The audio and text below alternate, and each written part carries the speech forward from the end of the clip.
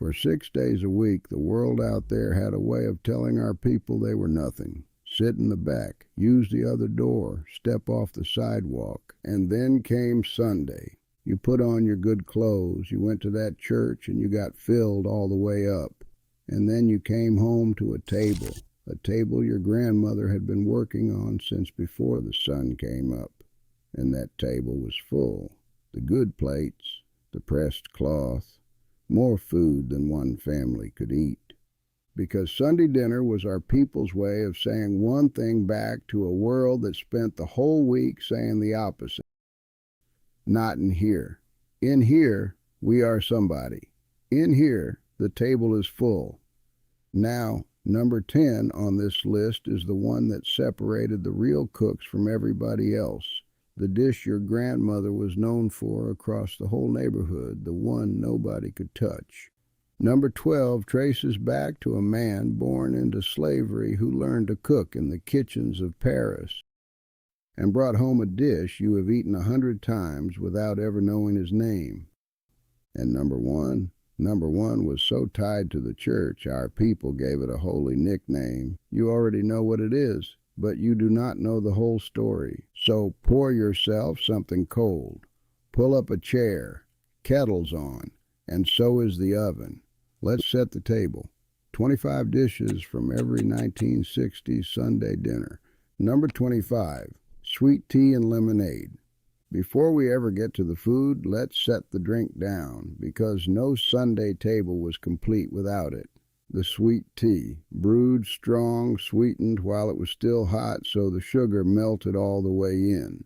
Never that grainy stuff that settles at the bottom.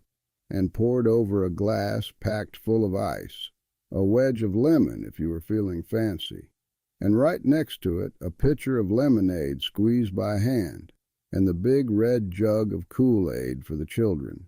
They call sweet tea the house wine of the South, and that's about right. The oldest written down recipe for it goes all the way back to a Virginia cookbook in 1879, so this is no new thing.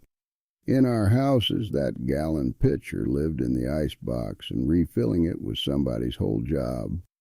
You drank it on the porch, you drank it at the table, and on a hot Sunday afternoon after church, that first cold glass tasted like the week was finally over. Sweet, cold, and yours.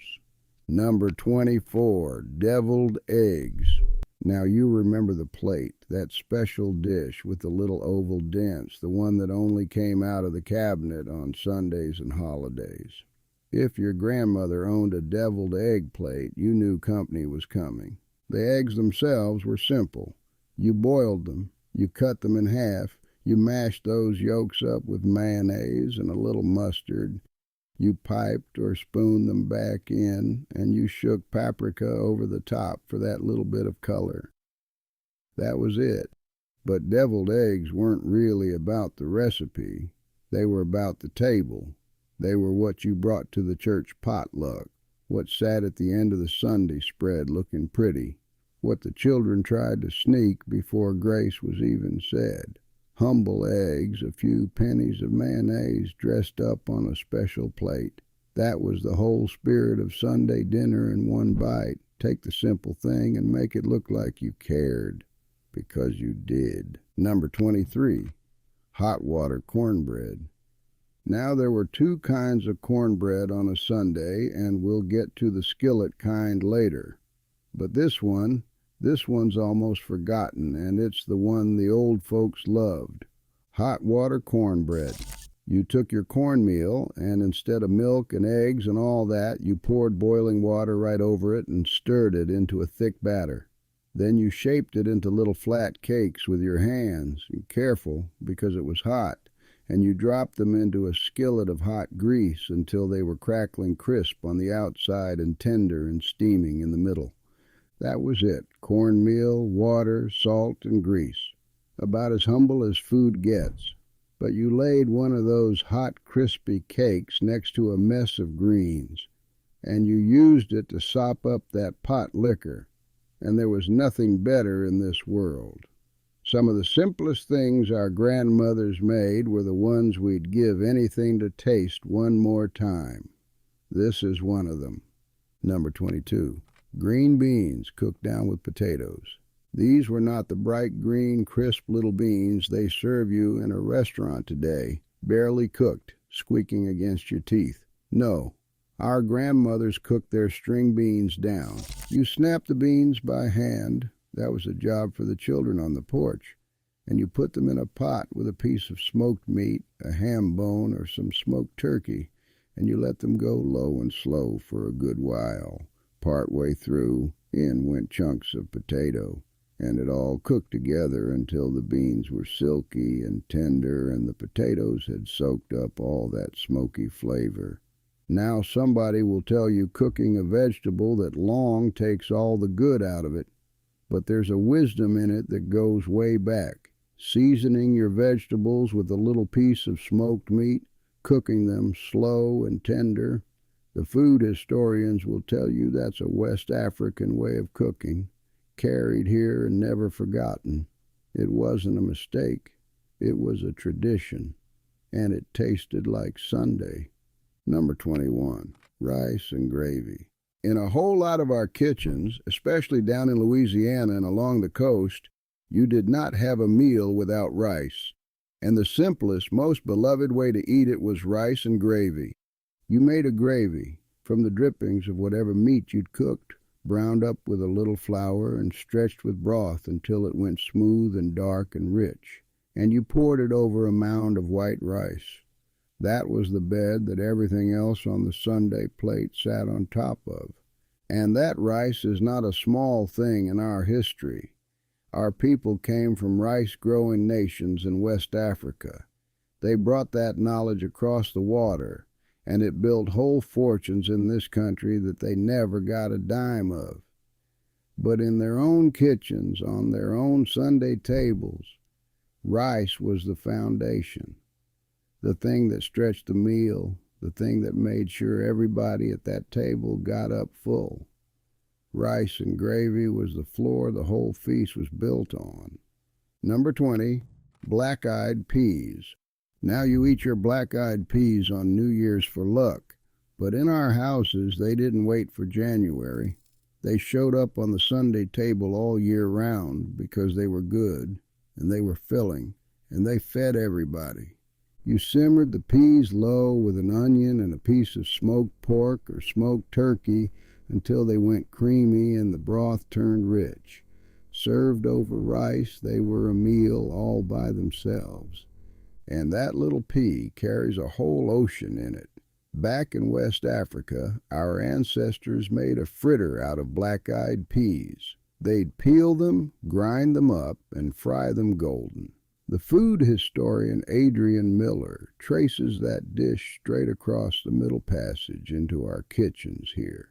So when your grandmother set down a bowl of black-eyed peas, she was setting down something older than this whole country.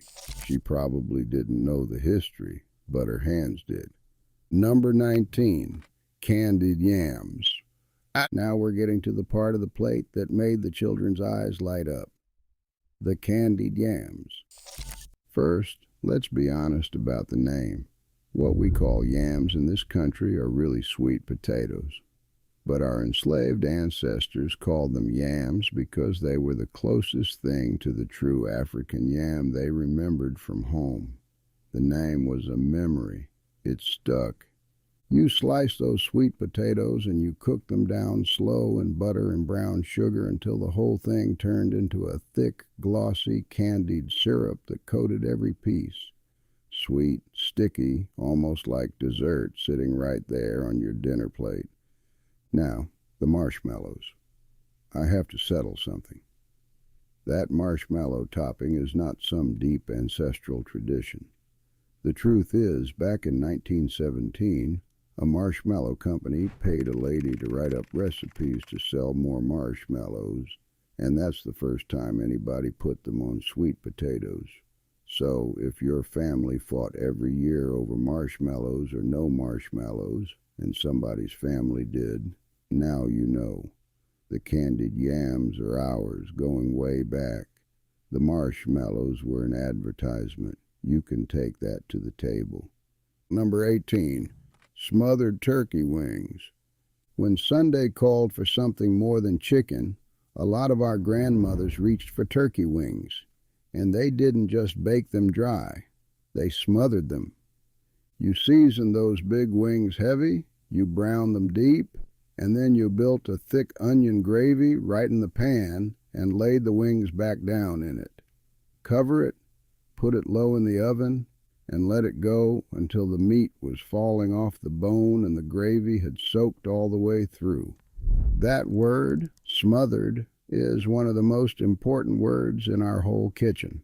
It means you didn't just cook the meat, you cooked it down in gravy until it was tender enough to cut with a fork and rich enough to make you close your eyes. A pan of smothered turkey wings over rice was a Sunday main that fed a crowd and tasted like somebody had been standing over that stove all afternoon, because somebody had. Number 17, baked ham with pineapple. Some Sundays, and just about every Easter, the centerpiece wasn't chicken or turkey, it was the ham. And our grandmothers didn't just heat it up, they decorated it. You scored the top of that ham in a diamond pattern. You stuck whole cloves in it for that warm, spicy smell. You pinned pineapple rings all over it with toothpicks, dropped a bright red cherry in the center of each ring, and brushed the whole thing with a brown sugar glaze. Then it went in the oven until that glaze caramelized and the whole house smelled like a holiday. When that ham came out and got set in the middle of the table, glistening with the pineapple and the cherries, that was a showpiece. That was a grandmother saying without a word, "Look what I made for you. Look how much I love you." Sunday dinner was never just about feeding folks.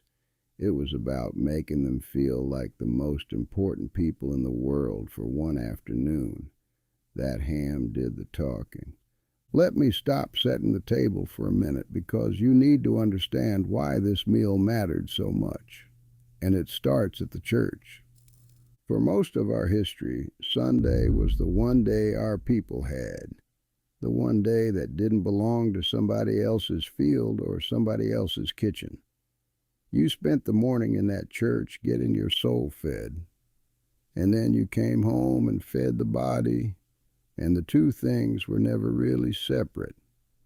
And there was almost always an extra seat at that table, because the preacher was coming. After he'd poured himself out from the pulpit, a family in the congregation would have him to Sunday dinner. And you served that man the best of everything, the best piece of chicken, the first slice of cake.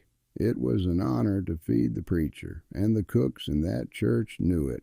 The food historian Adrian Miller calls that the meeting of church and plate, and it goes deeper than just a meal. The word soul itself, soul music, soul food, it came up out of the black church, out of that Sunday feeling before it ever got attached to a plate of greens. Our food and our faith grew up in the same room. So when you sat down to Sunday dinner, you weren't just eating. You were finishing what the church started. You'd been filled up in the pew, and now you were getting filled up at the table. Same spirit. Two kinds of bread. All right, back to the count. Number 16, meatloaf. Here's one that doesn't sound fancy, but on a tight Sunday, it was a small miracle of stretching. You took a little ground beef, and instead of just frying it up and watching it disappear, you mixed it with breadcrumbs or crumbled stale bread, an egg to hold it together, chopped onion, and your seasoning. You pressed all that into a loaf pan, maybe brushed a little ketchup or tomato on top, and baked it. And what came out was a sliceable centerpiece that fed the whole family and had some left for sandwiches on Monday. That was the genius of it. A pound of beef that couldn't have fed everybody on its own, stretched with a few pennies worth of bread and an egg, turned into a Sunday main with slices for every plate. Our grandmothers could do arithmetic at the stove that no calculator ever taught. Meatloaf wasn't poverty food. It was generosity food, making sure there was enough and then some for everybody who walked through that door. Number 15, cornbread. Now here's the other cornbread, the skillet kind, and it had a place of honor on the Sunday table. The secret was the cast iron skillet. You got it screaming hot in the oven first with a little grease in it, and when you poured that batter in, it sizzled. And that's what gave you the crispy, golden, almost fried crust on the bottom that everybody fought over. Crisp outside, tender, and steaming inside. And let me wade right into the argument every family has, because I'm not scared of it. Sugar in the cornbread or no sugar? Adrian Miller, the food historian, says it plain. There's a real fault line here. A lot of our recipes lean toward a little sweetness, and some folks down south will swear up and down that the minute you put sugar in cornbread, it stops being cornbread and starts being cake. I'm not going to settle it for you. Your grandmother already settled it for your family, and whatever she did is the right answer. But I guarantee you somebody in the comments is about to fight about it. Number 14, cornbread dressing. Now I have to be careful and precise here because this is sacred ground, and getting the word wrong will get you corrected at the table. In our houses it is not stuffing, it is dressing. And the difference is the whole world. Stuffing goes inside the bird. Dressing is its own dish, baked in its own pan, and it is a star, not an afterthought. You took your cornbread, sometimes a few days old on purpose, and you crumbled it all up. You mixed it with broth, with sautéed onion and celery, with plenty of sage, sometimes a beaten egg, and you baked it in a pan until the top went golden and the inside stayed soft and savory and moist. And that dish is older than you'd think. The food historian Michael Twitty traces an ancestor of it, a grain dish our people carried from West Africa back across the water. Every family had its own version. Some put in the giblets. Down on the coast, some folks put in oysters. And every single one of them will tell you their grandmother's was the best. They're all right. That's how dressing works. Number 13, potato salad. And now we arrive at the most dangerous dish on this entire list. Because in our community, potato salad is not just a side, it is a matter of trust. The salad itself is simple enough. Boiled potatoes, chopped boiled egg, mustard, mayonnaise, a little relish, onion, and that paprika dusted over the top. Every family's a little different, mustard or no mustard, sweet or savory, and Lord help you if you put raisins in it. But here's the thing, everybody in this audience already knows in their bones. You do not just bring the potato salad. You have to be asked. You have to have earned it. Because somewhere along the way, somebody's potato salad made the whole family side-eye. And from then on, the question, now, who made the potato salad, became one of the most loaded questions in the black household. It's about more than taste. It's about whether your grandmother knew you could be trusted with the eggs and the mayonnaise and the honor of the family table. Bringing the potato salad meant you had arrived, and everybody listening right now knows exactly who in their family held that title. Drop their name in the comments. Stop the count with me again, because before we get to the home stretch, somebody needs to say something out loud about the woman who made all this. You came down to a full table on Sunday, but you didn't see what it cost. You didn't see her at 5 o'clock in the morning in a dark, quiet kitchen while the whole house was still asleep, working the dough for the rolls so it would have time to rise, getting the cakes in the oven early so they'd be cool enough to ice by the afternoon, standing over that stove for hours before church and hours after. And here's what I want you to really understand. That was not simple cooking. Making a yeast roll rise right, getting a caramel icing to set without turning to sugar, baking a pound cake with that perfect tight crumb, that is skill, that is mastery, That took years to learn and a lifetime to perfect. The world never gave those women the title of chef. It never put their names in the cookbooks, though there were cookbooks. A woman named Melinda Russell published one back in 1866 full of fine cakes and pastries. Abby Fisher, born into slavery, couldn't read or write, and she still got her recipes into a book in 1881 by speaking them out loud to somebody who could. So when you remember that Sunday table, don't just remember how good it tasted. Remember the hands. Remember the 5 o'clock morning. And the best way to call them great is to make sure their genius isn't forgotten. That is why I put together the Heritage Kitchen Collection. The women who got up at 5 o'clock in the morning didn't have fancy cookbooks. I spent months tracking down the exact yeast roll resting times, the real pie crust measurements, and the cast iron secrets to build this printable guide. Click the first link in the description or scan this QR and download your copy today, and make sure their genius stays in your family forever. All right, the home stretch. Number 12, baked macaroni and cheese. We start the home stretch with the dish that has its own seat at the Sunday table, not a side, a centerpiece. The baked macaroni and cheese. And I have to be clear, because there's a wrong way to picture this. I'm not talking about the soupy stuff out of a box. I'm talking about the baked kind, the soul food kind. The kind where you layer the macaroni and the cheese, and then you pour over a custard made of eggs and evaporated milk, and you bake it until the top is golden and bubbling and the inside sets up firm enough that you can cut it into a square and lift it onto the plate. That egg custard is the whole secret.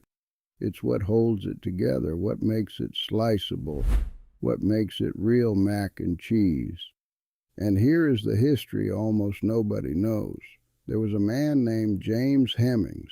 He was born into slavery, owned by Thomas Jefferson, and Jefferson took him to Paris and had him trained as a master French chef. Now, Hemings did not invent macaroni and cheese. Let's be honest and accurate about that. But he learned that baked macaroni pie in the finest kitchens of France, he brought it home, and he is a big reason it spread across this country at all. An enslaved black man trained in Paris helped put mac and cheese on America's table, and then history forgot his name. Monticello has his story now. The Library of Congress has his handwriting. So the next time somebody's auntie sets down that pan of baked mac and cheese, the one she's known for, the one nobody else is allowed to bring, you remember James Hemings. That dish came a long, long way to get to your Sunday table. Number 11, homemade yeast rolls. This is what she got up at 5 in the morning for. Not the rolls out of a can that pop when you twist them, though those came later and they had their place. No, the real Sunday rolls were yeast rolls made from scratch. You mixed the dough and then you had to wait, because yeast is a living thing and it needs time. It eats the sugar in the dough and fills it full of little bubbles of air, and that's what makes a roll come out light and soft and pillowy instead of hard as a rock. You couldn't rush it. You couldn't fake it. And a woman who could make a proper yeast roll, soft in the middle, golden on top, pull apart tender, brushed with butter, she was respected. That was a skill the whole neighborhood knew about. The folded over kind, the Parker House rolls, those said you really knew what you were doing. A basket of hot homemade rolls on the Sunday table wasn't just bread. It was proof. Proof that somebody loved this family enough to lose sleep over it. Number 10, caramel cake. This is it, the one I promised you in the very beginning, the dish that separated the real cooks from everybody else.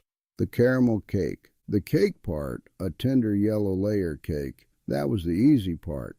The icing is what made grown women humble, because a real caramel icing is not from a can, and it's not a shortcut. You have to cook sugar down until it browns into caramel, and then you have to cook it to exactly the right stage.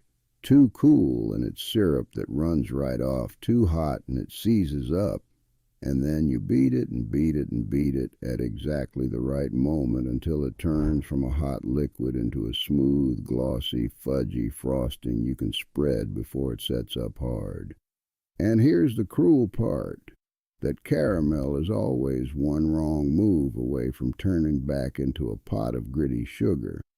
It is one of the hardest things in all of baking, which is exactly why in every neighborhood, in every church, there was one woman who was known for her caramel cake, just one, and when she brought it, people lost their minds. That cake was her crown. It said she had a skill almost nobody else had mastered. You are picturing her right now. You can see her face.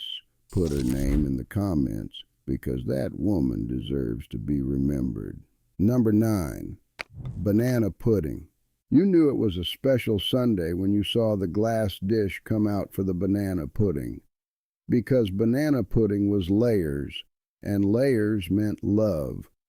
Vanilla wafers on the bottom, then sliced bananas, then a creamy pudding poured over, then more wafers, more bananas, more pudding, building it up in that clear glass bowl so you could see every beautiful layer. And on top, either a golden toasted meringue or, and here comes the fight, a big dollop of Cool Whip.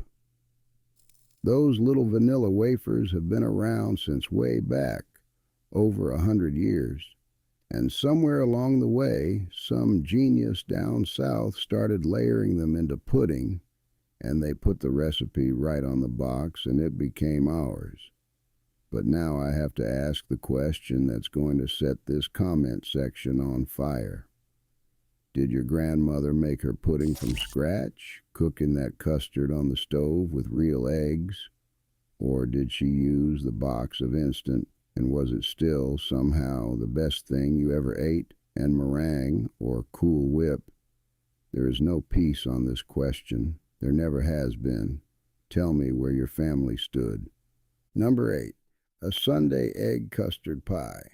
Now let's honor the humble pie that taught everybody how to bake, the egg custard. It looks like nothing. A smooth, pale, golden filling in a single crust, a little nutmeg grated over the top. But an egg custard pie is one of the hardest simple things to get right, and the old bakers knew it. It's just eggs, milk, sugar, and vanilla, but the magic is in the heat. As it bakes, the eggs gently firm up and turn that liquid into a silky, sliceable custard. Pull it too soon and it's soup.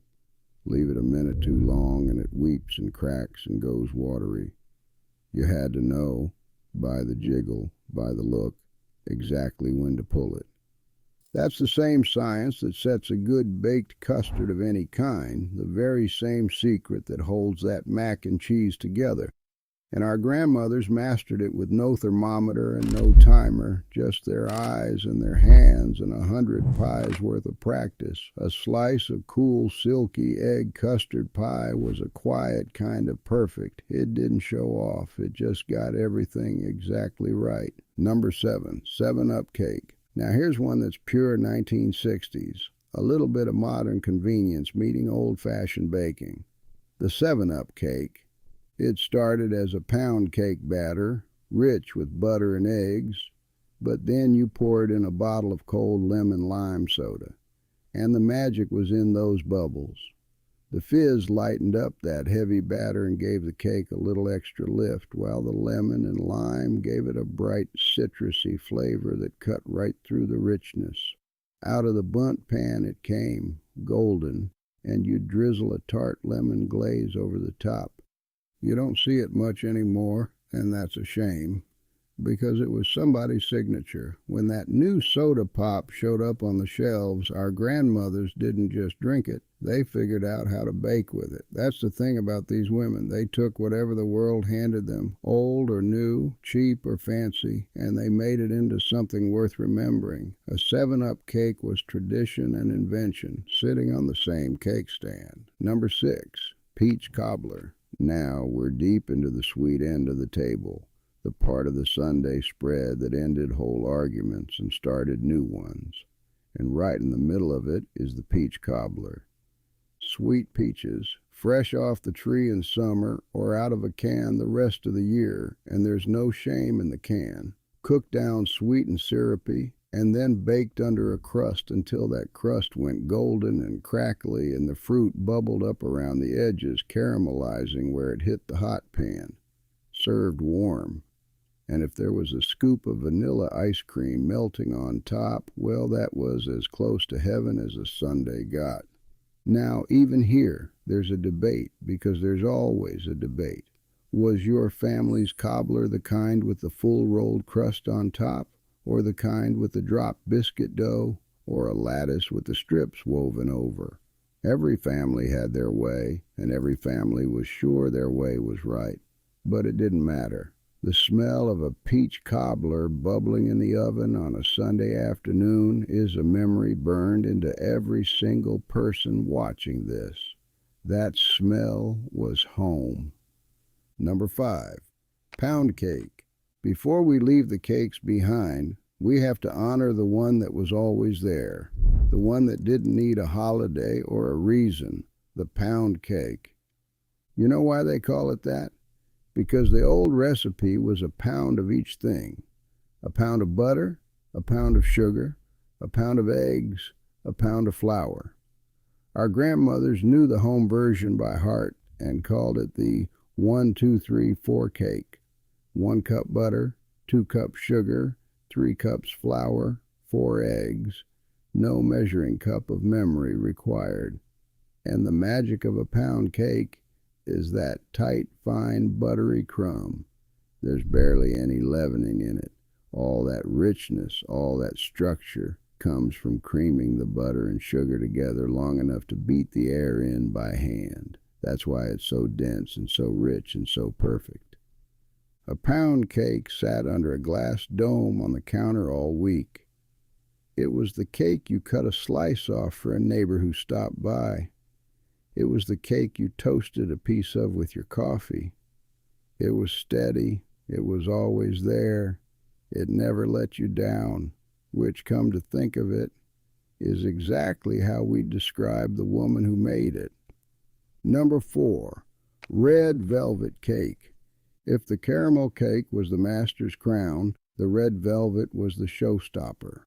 The cake that made the whole table go quiet when you carried it in. That deep, dramatic red against the white frosting. The crumbs so soft they called it velvet.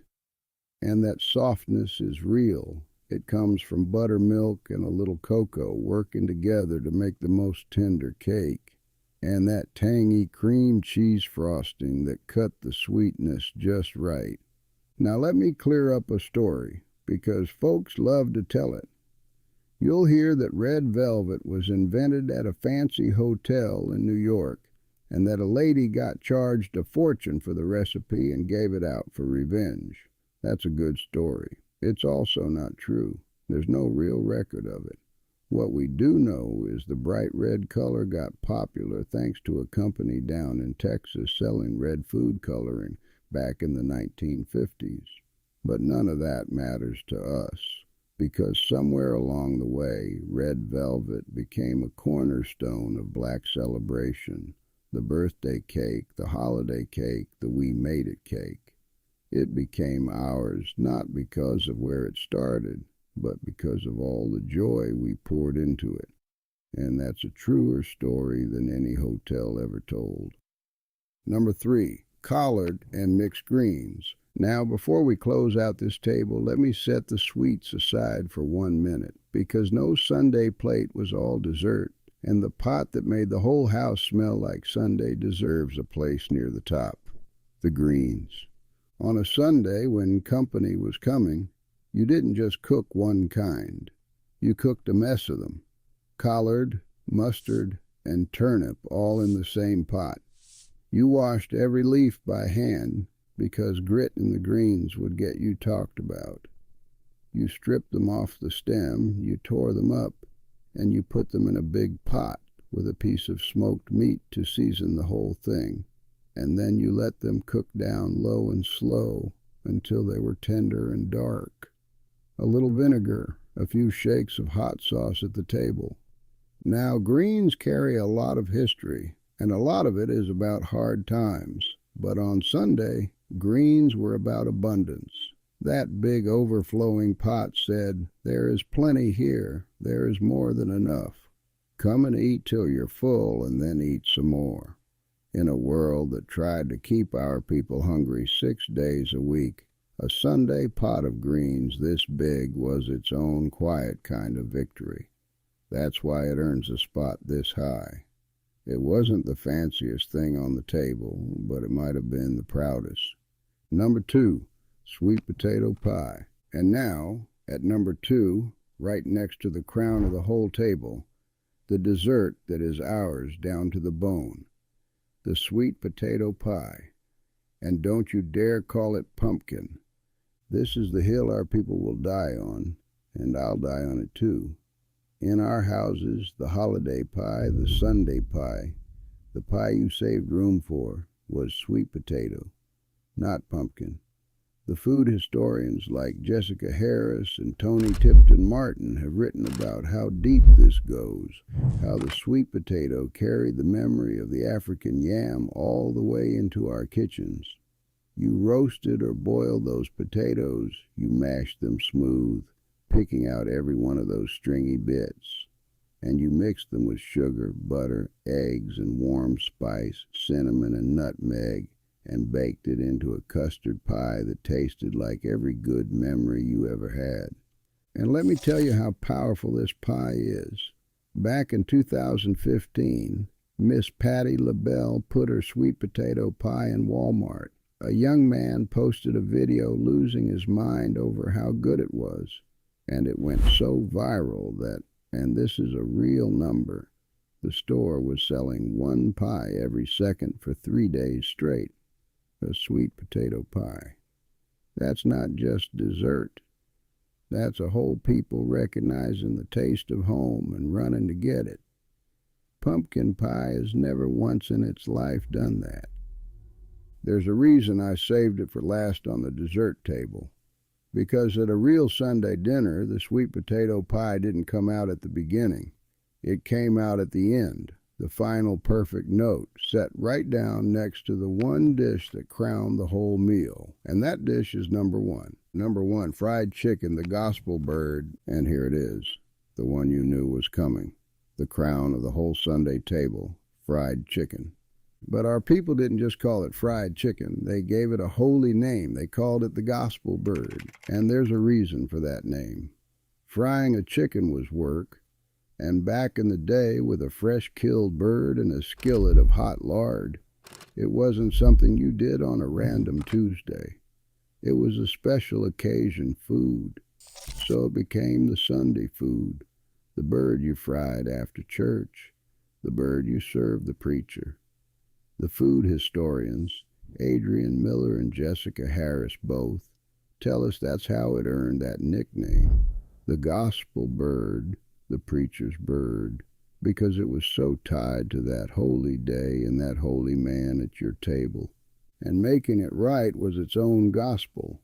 You soaked that chicken in buttermilk, and that wasn't an accident. The tang in that buttermilk gently tenderized the meat and helped the crust hold on. You dredged it in seasoned flour, and you fried it in that cast iron skillet until the outside turned deep golden and shattering crisp and the inside stayed juicy. That deep brown color, that smell that filled the whole house, that's real chemistry, the same browning that makes anything fried smell like heaven.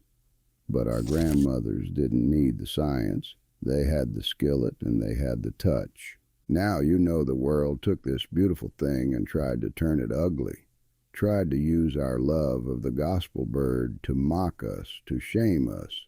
But you cannot shame a people out of their own joy. Because for us, fried chicken was never the stereotype they drew. It was the smell of Sunday. It was the best piece saved for the preacher and the second best saved for you. It was a grandmother standing over a hot skillet because the people she loved were coming home. That's why it's number one, not because it was the fanciest thing on the table, but because when that platter of gospel bird came out and got set down in the middle of all that food on the good china after church, that was the moment. That was Sunday. That was a family, whole and together and full, in a world that never wanted them to have any of it. So that's the table. 25 dishes, from the sweet tea to the gospel bird, from the deviled eggs to the caramel cake somebody's grandmother was famous for. It was never really about the recipes. It was about what that full table meant. One afternoon a week when the world's rules didn't get in the door, and a black family sat down together and was reminded by every single dish exactly how much they were loved and exactly who they were. So here's what I'm asking you to do.